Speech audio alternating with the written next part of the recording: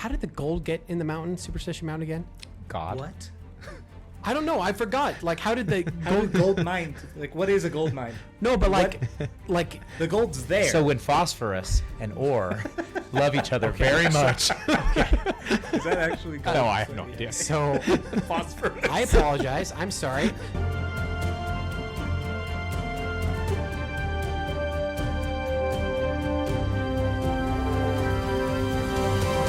Ladies and gentlemen, brethren and sistren, welcome to the Cash Me Outside podcast, Lost Treasure Series, Season 2, Episode 2. My name is Alex. I'm joined with my esteemed treasure hunter friends, Chad and Christian. Gentlemen, how the hell are you? Do you really think there's girls that listen to this? There might be. No, my mom is a can you confirmed imagine? listener. Hi, Mom. We have demographics. Yeah. It's like 70% men. Okay. Also, the TikTok demographics, like 95% men. Really? Yeah. Interesting. Look at Speaking of this. demographics, shout out to our audience in Houston. Randomly, I saw on Spotify we have a nice little following in Houston, Texas. So Really? Yeah. Like it's a just significant randomly, group? yeah. It's like our second biggest geographic demo. I wonder if that's my friend Kyle. And his however Kyle's many brother. people. I love it. Guys, I'm really excited about this episode. I can kind of give the precursor, but before that, we want to we're introducing a new segment this week. First off, this is very experimental. 2, it's just an excuse for me because I really like talking about conspiracies. Mm-hmm. And to be perfectly honest with everyone, I don't love treasures. So this is my attempt to just steer us in a direction. Chad's conspiracy Okay. corner. It's always good to hear that they're not really passionate about the subject they're talking about. I've said this before. Like, this isn't my favorite Yeah. thing in the world. Subject. I like being here talking to my friends. Yeah. That is why I'm here. I love it. Now, I'm going to add something I'm a little bit more interested in. Have you guys ever heard of the Green Children of Woolpit? No, I've never heard any of those Is things. this a Dr. Seuss thing? No. Okay, so 12th century, these 2 kids come stumbling into the village of Woolpit. Woolpit, I think, comes from wolf pit. Like, they had a bunch of wolf pits all over the place. You explain real quick Yeah. for the listeners, because I know, but I don't think the listeners know. What's a wolf pit? A wolf pit is a trap Sounds for wolves. pretty self-explanatory. Anyways, they found them unconscious. They were just green colored. Okay. All they would eat are beans. They were speaking a strange language. They were unconscious there by the pit. They revived them, obviously. Wait, did they know these children? Are these like children that got lost in the strange town, or children, just yeah. strange children that showed up? No, strange children showed up Okay. speaking a foreign language that they've never heard. The sister they described her as very wanton and impudent. Anyways, they been raised described these that way. kids. They eventually started speaking their language. Did they stay green? They tried to get them on normal food, Right. and the sister was able to get on normal food, but the brother actually died. 12th century. Yeah. So listen, wait. There is like sources, okay, and I'll explain the sources. The girl said that she came from a land when she was able to speak English, where the sun never shone and the light was like twilight. That's what she said. She described it like that. She said it was called St. Martin's Land. Okay, these kids actually existed because they are brought up in historical texts throughout the centuries. 50 years from the time that it happened, People were talking 25 miles from where it happened. So one of the historical texts is from the 2 main ones. William of Newburgh's something in Latin, but it's like Anglican history. He was further away. Yeah. And then 60 years later, another historical text. These are historians from that time talking about these 2 children. One of them seemed very confident. The other one was like, I forget the terminology that was used, but he was like, I'm forced to believe that. He's like, I'm receiving a lot of pressure to write this type of thing. And throughout his text, he was like, it seems like this is kind of crazy. They're like, Peter, write about the green children. This is essentially Christian in the 12th century. I'm a lobbyist for the Society of Green Children. Can I tell you? Anyways, that is the story of the green children. I love that. That's Can I tell you my theory on this? Yeah. Because this is me, not historians. Historians, I have noticed, tend to be mostly kind of fairly sober personalities, serious personalities. But if I was a historian in the 12th century, 100%, I would be like, you know what's really going to F with people in 600 years? I'm with my historian buddy in some dark candlelit basement, hey, let's write this down. This is going to just freaking blow people's minds in 1,000 years. When you do the thing where you just insert like random adverbs into things. Yeah, that's ad lib. Ad lib. Yeah, they're just like two historians are like, what do you think? Green? Okay, the green was children. They ate nothing but green beans. Fell into a wolf pit. 2 words. Wolf pit. Like just Bill and they got real drunk. Anyways, I love it. I would want that to be. I don't think that's true because I can imagine a 12th century historian. You're a historian, and so your job is serious personality. But gosh, that would be so funny. To me, when it's that far in the past, it's like a translation thing. Like it's really like Bill, like lost a leg on the way to the market, and then somehow like translation is like, oh, leg actually is very close to the word bean, and market is wolf pit. Are we kind of leading into your kind of perspective on like religion? And just the apostasy of translations. If we could get one original translation, I'd feel a lot better about it. But I don't know, when it's that far in the past. Like I barely believe anything from the 19th century. Like I got like my grandparents sharing stuff, then I'm like, that didn't happen. Okay, dude. So by the way, I will say this: I'll be with my buddies, and they will tell a story of something that I did or said 10 years ago, and I have no recollection. If it's like so if it's anything from then, you just won't believe it based on the fact that it's far away. So like, what about like a petroglyph that shows a car, and it's that's not true. I'm just saying, if there was something unbelievable like a petroglyph that showed a car, what would you think about it? I think you'd say that's 100% fake, even though it's been identified here's as the from then. Very good question. The difference in it is one is like a physical object that can be seen and like carbon dated and tested. Another is some person's story about green children that showed up in a wolf pit. So whenever it's words just like are just physical objects. No, I mean, you're a physical object. It's the same thing. So it's not the same thing. Yes, it is. It's the exact same thing. How is it the exact same thing? If there is stories can be just are as fickle as the human memory. And that is a perfect segue into the story of the Dutchman. All right. Great work, Christian. We've got some unresolved. You just cut that. We're going to go conspiracy fights to start every episode. Yes. So, quick refresher. This season, we chose to explore a treasure called the Lost Dutchman's Gold Mine in the Superstition Mountains in Arizona, just outside of Phoenix and Mesa. And in last episode, we kind of gave an introduction to the origin of the gold mine, right, of the Lost Dutchman gold mine. We talked about the Peralta family out of Mexico who were granted the rights to mine those mountains and expose, it's supposedly found like incredibly rich gold mines. We talked about how the Superstition Mountains were home to the Apache thunder god and that they protected those mountains, including slaughtering the Peralta mining camp and supposedly killing hundreds and hundreds of Peralta miners in defense of the Superstition Mountains, and how the Peraltas, as a product of that, abandoned those and went back to Mexico City. Now we're going to tell the story of the Dutchman. So how the mine gets its contemporary name, the Lost Dutchman's Gold Mine. The first thing to point out about the Dutchman, he is not a Dutchman. Okay. Jacob Waltz was born at 1810 in Württemberg, Germany. So he was a Dutchman. He immigrated to the United States, and back in that time, because they spoke Deutsch, which is the German word for German, people would call German immigrants at that time Deutschmen. And over time, that kind of got perverted or translated into Dutchman. So in his 30s, why are they? What? So like a word got misconstrued over time. Anyways, continue. Point Christian.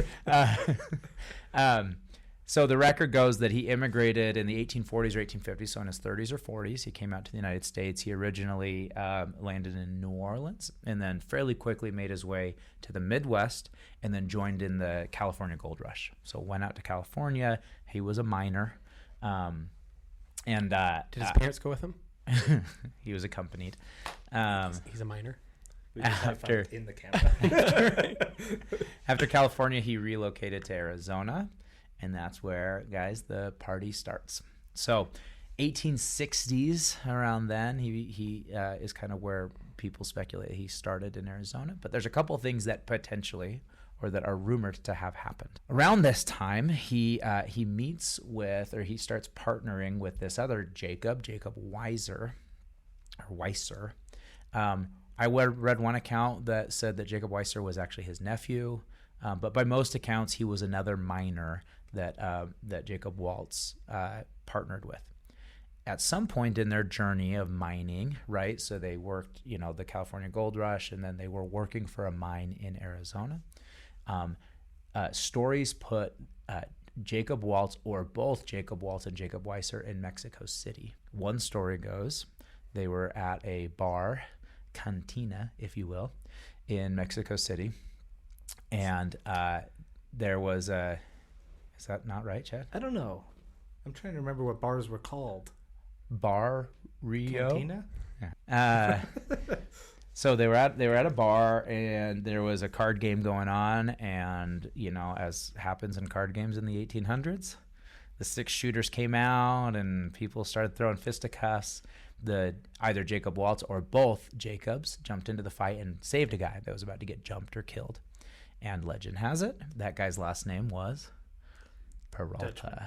And one storyline goes that as a show of gratitude for saving this guy from this bar situation, this Peralta guy bestowed on Jacob certain maps in the form of stones, and said these are maps to an old family mine that is full of gold.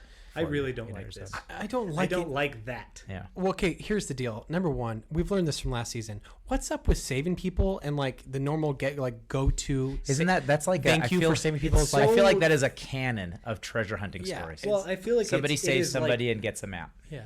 It's very folklory. It doesn't sound real. Oh, sorry, scientist Chad. No, okay. Oh. I just presented a story about 2 green children from underground.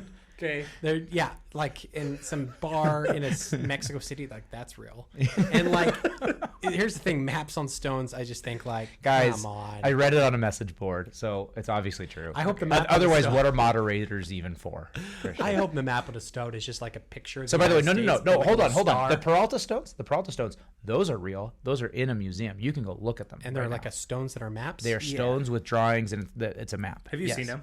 I've seen pictures of them. They look very cartoony. Yes. Yeah, they're funky. Yeah. Like panels? It looks like a giant captions? No. It looks like it's got a little swirl and then a drawing of a deer and then 1850 or whatever inscribed in it. Yeah. Okay. Anyways, Kate, that's one story. Guys, my job is to lay out all the different rumors and stories. Another story that's kind of somewhat similar is that while he's in Mexico City, Jacob Waltz establishes a drinking buddy, a man named Ludi, L-U-D-I, and that drinking buddy just happens to be... Name? Yeah. In Latin America. Have you ever watched the Brazilian soccer team? Is he on Chad? the team? Yeah. That guy happened to be an employee, a current or former employee of the Peralta family, and happened to have access to the Peralta family maps. And Ludi was like, hey, dude, let's go grab these maps and let's go make some dollar bills. And he did. He went and grabbed the maps from the Peralta family. And then we never hear from Ludi again because the story goes that the Dutchman, Mr. Waltz, killed him. Yeah. So that all kind of happens. By the way, there's no substantiation that they were ever actually in Mexico City. These are just some of the stories, right? That are that would explain what happens next, which is Jacob Waltz and Jacob Weiser find themselves in Arizona in the 1870s, and there's a lot of records of this. They start going up into the Superstition Mountains and mining some mines and bringing back gold, right? The next kind of suspicious thing happens, which is one of the times where they're up there. Jacob Weiser is killed by Apache Indians, and Jacob Waltz escapes.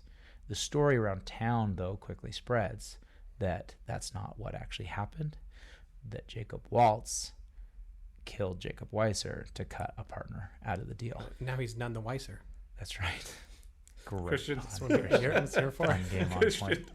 With the puns. The other story that's kind of spreading around town at the time is that Jacob Waltz and Jacob Weiser aren't even, in fact, people that have a treasure map at all or are even mining these mines.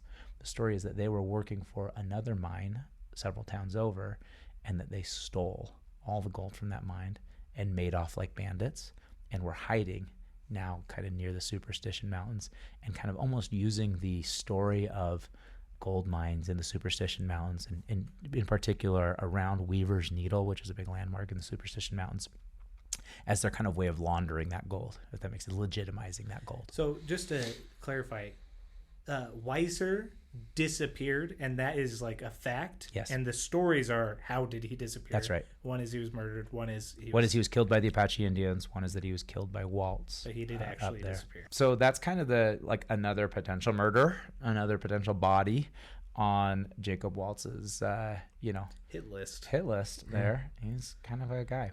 But then the stories of this Jacob Waltz. So once Jacob Weiser's out of the picture, the stories are that he kind of spends the next couple of decades, right? 1870s, 1880s, living a kind of modest life. He had a farm just outside of town.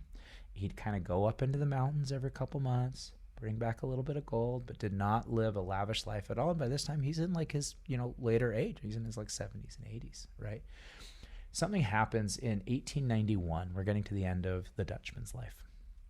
In 1891, there's a gnarly flood that hits the town, and it destroys most of Jacob Waltz's property, his farm and his house. It also makes him pretty sick. So I think he catches pneumonia from this. And he's old, right? So fortunately, a woman in town, Julia Thomas, starts taking care of him. He's kind of bedridden at the time and nursing him. What town is this? I think this is, I think it's Mesa. Is it Mesa? Yeah, I think it's Mesa at the time. But she's nursing him to health. I like to think that there's just like a little, intergenerational romance there, Gross. You like to, it's just a love story. You so like to think about that? He would be 80. Yeah, he'd be 81 at the time. It's sweet, guys. Yeah. And she's just a gold digger. He's a gold digger, but in a different way. I think she was a widow, and I think that she had a kid, if I read the story. So she's kind of old. She's not like in her 80s, but I probably place her in her like 40s, right? And she sounds legit. She had a business. I think she ran a shop. We're going to talk a lot. Julia Thomas is going to be the theme of the next episode. Oh, okay. So the story goes just as the teaser. Julia Thomas is nursing Jacob Waltz on his deathbed, and he eventually, as kind of a gesture of gratitude, pulls off the floorboards of his house, or his kind of rebuilt house, and there's a bunch of gold, and he gives it to her. He says, "This is yours," and then he also tells her about the gold mine and gives her the map of where to find the gold. So this is where it gets cool, because Julia Thomas has a reasonably well documented life as well, and we'll get into it. But this kind of triggers this sequence of people who, like in last season, just dedicate the rest of their lives to trying to find the treasure, trying to find the gold mines. October 5th, 1891. So after several months of, kind of battling the pneumonia, being nursed by Julia Thomas, Jacob Waltz dies. And that is the end of the story of the Dutchman. How did the gold get in the mountain, Superstition Mountain again? God. What?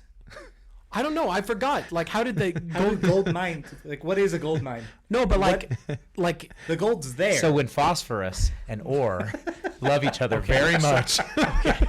Is that actually gold? No, I have no idea. So phosphorus. I apologize. I'm sorry. Some treasures are carried and buried in places. I wasn't sure if there was something going on and there was a treasure. So listen, that is actually a really good question.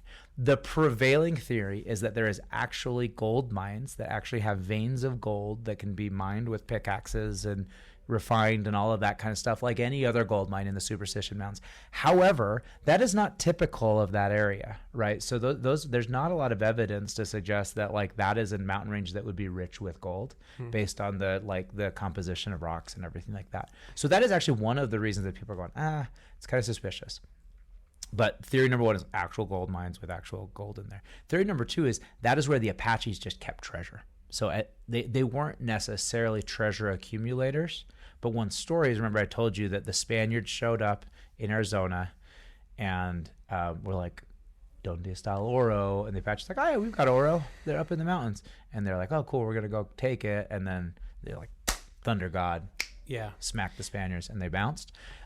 So one is kind of like the Aztecs last season, accumulated the gold, hid it up in the mountains, or gave it to the thunder god, right?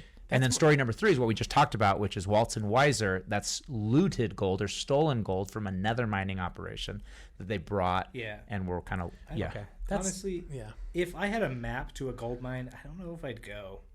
Because you'd have to... Like, what do you do? Yeah, I don't know what I'm supposed to do once I get there. It's like, okay, there's a wall of gold. It's really a lost art. Mining. Yeah. It's like, it's not... There's some guy in, like, West Virginia right now. It's like, damn city boys. I've been training for this my whole life. Wouldn't even know what to do if they saw a gold vein. I don't even know how to gut a fish. I don't know. I have no idea, like a gold vein. Like, what does that even mean? But to me, like, I'm not trying to be critical of the gold because, you know, you do gold. But, like... Hey, it's at an all-time high. Yeah, it's not as sexy when it's like, oh, yeah, there's gold just, like, deep in that mountain. Like, I want a goblet.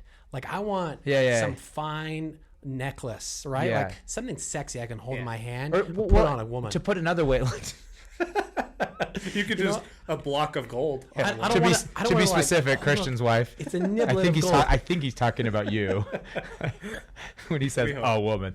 Just trying to work. I actually like the aspect of like that feels more treasury. Like that is somebody's precious. At some point in history, that was somebody's precious belongings. That's not like a thing I gotta go work for to turn into a precious belonging. I get that. It definitely gives a vibe that it could be cursed if it already exists. Yeah, right. There's ghosts and stuff. Blood involved. Right.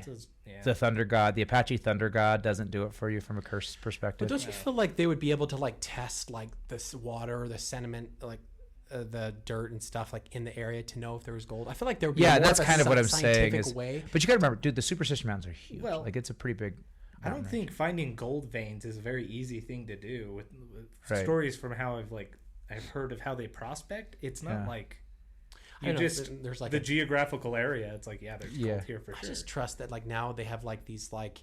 All I know is that like, you know, people told me that my grandma was a gold digger and like I never ever. So she must have spent her whole life trying to like mine gold and find it. And I never saw her with any bars of gold. So. that joke. Like grandma like lesser. Well, to be honest, because they're both passed, may God rest their souls. I love both my grandmothers, and I'm not going to besmirch the name of my mother. So okay, then you could have chosen either. Never mind.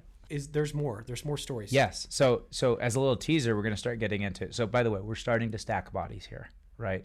We've got Ludi, Jacob Weiser. We've got hundreds of the Peralta mining families or mining camp. There's more bodies. Yeah. So the one of the really cool things about this story, one of the reasons that I chose this is when you get into kind of modern history, when I talk about modern, like 1900s, there's a lot of really suspicious deaths that happen up in the Superstition Mountains to people who are like deliberately looking for the Lost Dutchman's gold mine. And excited. He's like, where there's smoke, there's fire. Where there's bodies, where there's like decapitated remains, yeah, especially in Arizona. Somebody's protecting something up there. Yeah. Anyway, should we just follow every murder scene? Like, where's the gold? Some road rage incident. Like, there's gold involved. I know it. Anyways. I love it. All right. Hey, audience, you're great. Thanks for tolerating our long tail to this episode. But this is a really cool story. Can't wait for the next episode. And we'll see you next time.